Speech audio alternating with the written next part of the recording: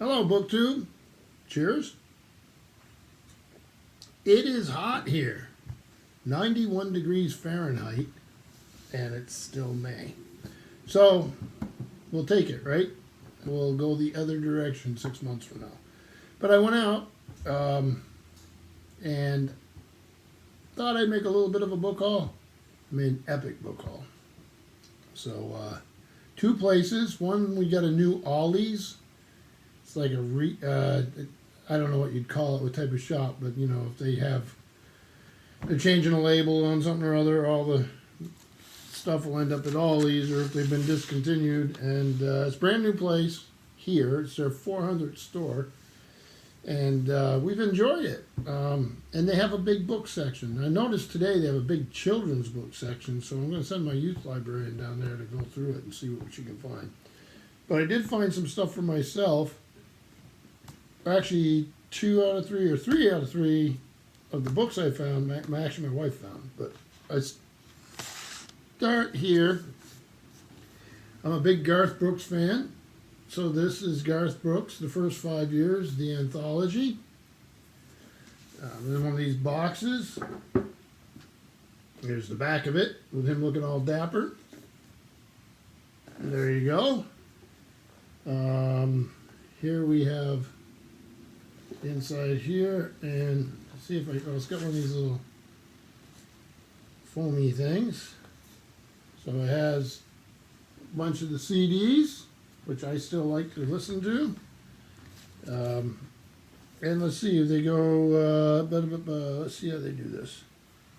They have year 1, 1989, 1990, 91, 92, and 93. So I will very much enjoy this. I'll enjoy looking through it. Like I say, I'm a big fan. And yeah, should be fun. This one I think was like $5. Let me put that in there. So yep, Garth Brooks, nice box set. Then this is Wilbur Smith on Leopard Rock, A Life of Adventures. I've read tons of Wilbur Smith's adventures and historical novels and contemporary, at least they were contemporary at the time I read them. Books, but I've never read an autobiography. He's a bit of a character. This thing was like $2.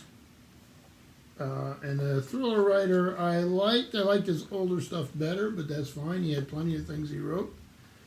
Let's see, this is, first was printed in, or first published in Great Britain by Zaffrey, which is an imprint of Bonnier Books. And that looks like what this is. And let's just read about it. Wilbur Smith has lived an incredible life of adventure. He's been attacked by lions and had close encounters with deadly reef sharks. He's been lost in the African bush without water and has crawled the precarious tunnels of gold mines. He spent time fishing with Lee Marvin and almost died when he crash-landed a Cessna airplane.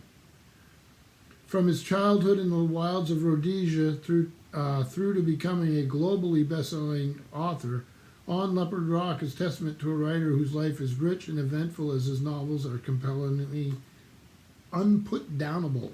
Whoa, that's a rough word, but I really look forward to this. I've read some of his later stuff, and now I think they're doing stuff with other authors with him, which is fine, but I like his early stuff a lot. His early stuff covers a big span of time. And then in the same place, now this was a little more expensive, it was $10. In my opinion, really the find of the day, and again, my wife found this. This is a big old thing called Star Trek Costumes. And just lovely. This, and we have the Uhura right on the inside there. This is 5 decades of fashion from the final frontier. And there he is. Big oversized thing. This is Paula M. Block and Terry J. Erdman. Introduction by Robert Blackman. Inside Edition, San Rafael, California. Look at this. I've looked to it just a little bit. There's the introduction. There's Blackman there. And already I've looked to it just a teeny bit, and very, very lovely production. Gets into all the different costumes. So if you're a cosplayer, I would think that this would be a wonderful volume to have. I know that's a big thing now. Let me get into some of the different, oh, look at that. So there's a lot of thought in these things. Some of the drawings. I can get into some of them later, not just, let's see, let's get a little later. Look at this. This is great. This is the Squire of Gothos. I'm trying to see. It does look like it's really, I think really, I don't know, really whatever it is they do with costumes.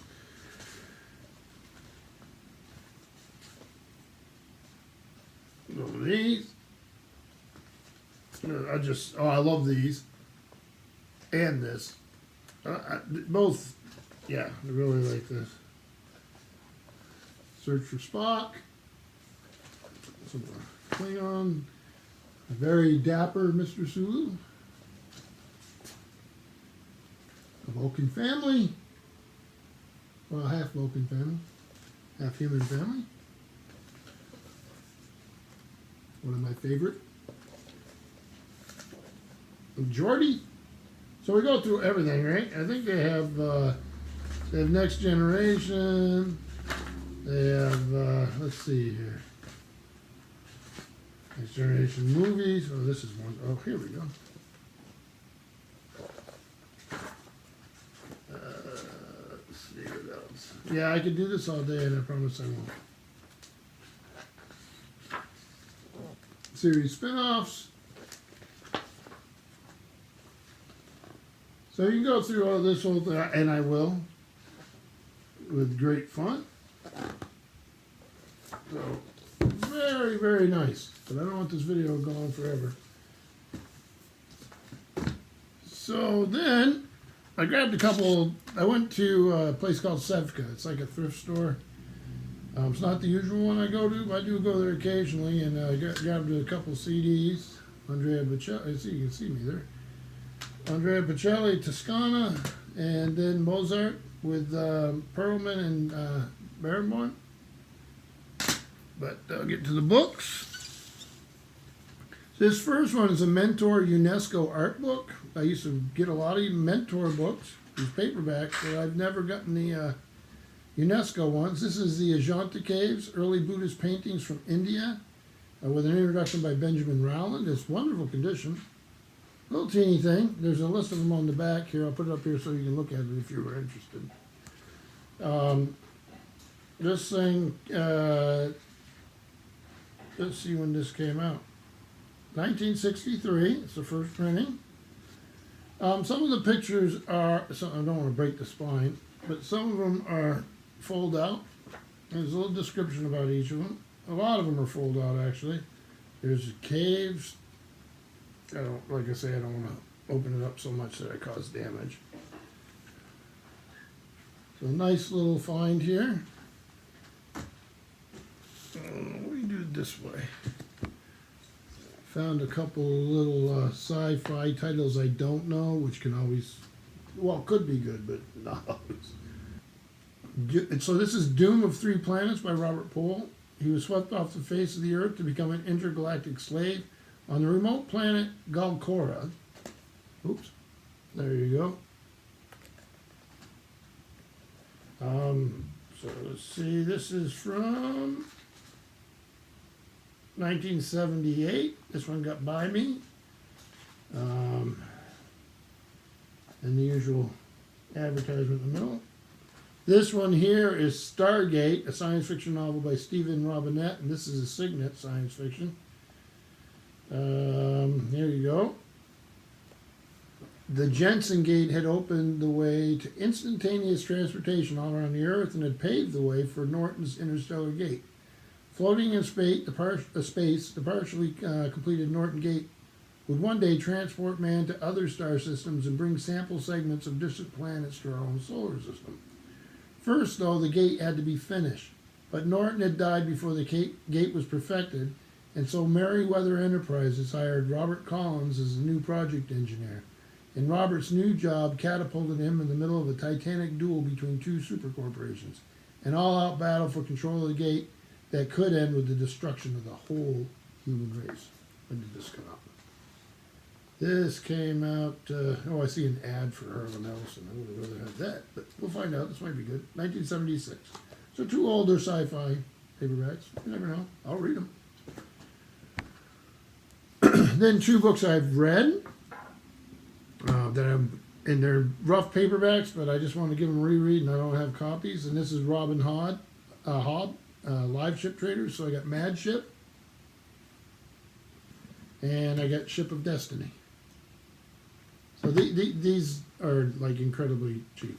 So this is Live Ship Traders book 2, and when did these come out? 1999. Little maps. And this is Live Ship Traders number 3. So I'll find one.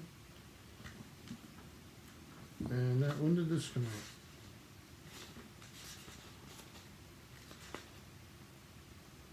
$2,000. So, yeah, two of them. I need to find the first one before I dig into them. I may even have the first one out there. I don't know. Then I found Dragonlance, the Citadel, classic series, it says under it. Richard A. Knack.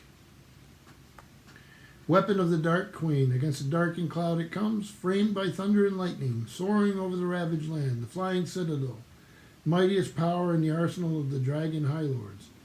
In an age of war, an evil wizard learned the secret of creating these castles in the air and sought to use them to gain power over all Kryn. Against him were ranged a red-robed magic user, a cleric, an ancient warrior, and, naturally, a kender. Their battle shook the skies over Kryn. This is by, like I say, Richard A. Knack. I think I have other ones by Knack. This one is 2000. So we'll see. And then, because... I read these when they first came out, and I had the big white paperback. I had the first 3. This is only the first 2, and that's the Dragonlance Chronicles.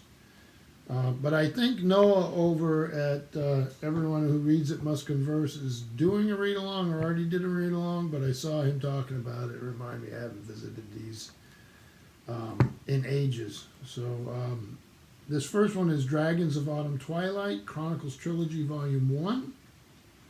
It's not in perfect condition, but not bad, so it'll be good for a reread. Margaret Weiss and Tracy Hickman. Poetry by Michael Williams. Cover art by Larry Elmore. Interior art by Valerie Volusic. Actually, I like the cover. The mat. Let's see if we can find an interior piece of art. Yep. And then the second one is Dragons of Winter Night. I want to say Twilight, but Winter Night. This is number 2. Weiss and Hickman again.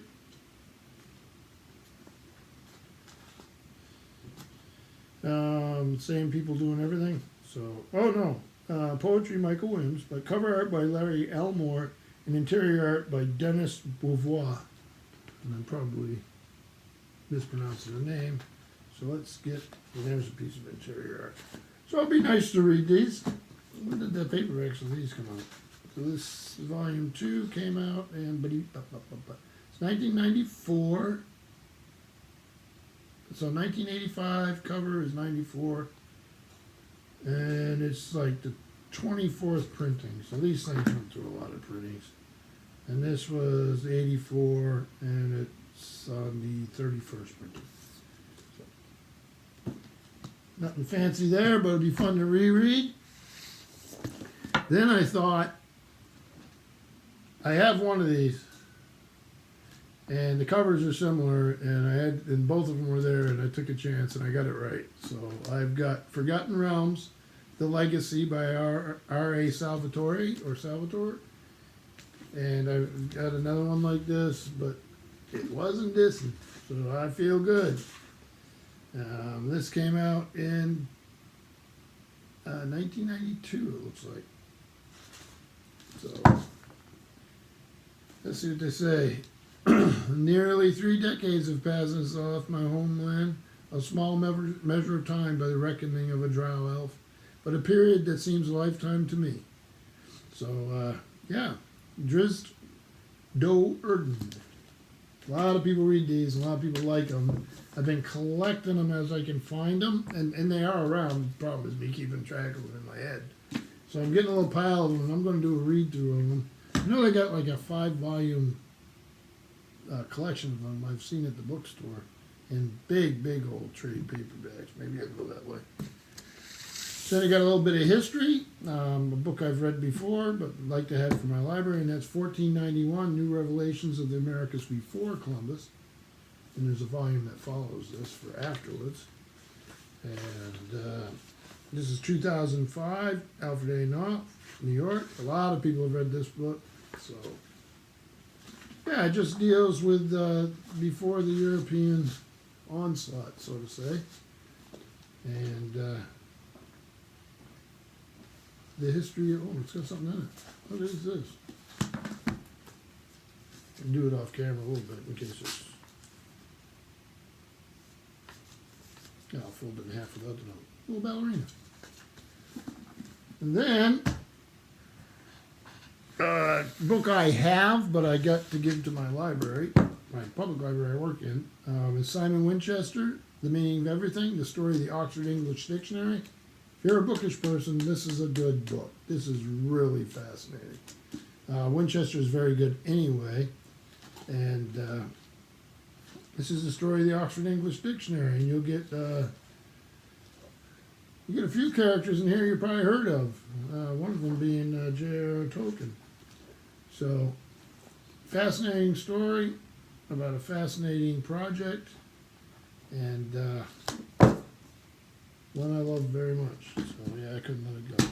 And then another big find, and again, my wife saw this one before I did, and I've been looking at it. We have a Books A Million here. They got this one in the companion volume, and but for like $2 I got it, and it's Star Wars, the prequel trilogy, and it is The Phantom Menace, Attack of the Clones, and Revenge of the Sith, and then I'll get the original after that. So this is Terry Brooks for Phantom Menace. Let me see if they do it easier. R.A. Salvatore, who we just looked at, for Attack of the Clones, and Matthew Stover for Revenge of the Sith. So glad to have this. So it's a pretty good doggone day. Not bad at all. So I hope everyone's doing well, and we will see you soon. Thank you, BookTube.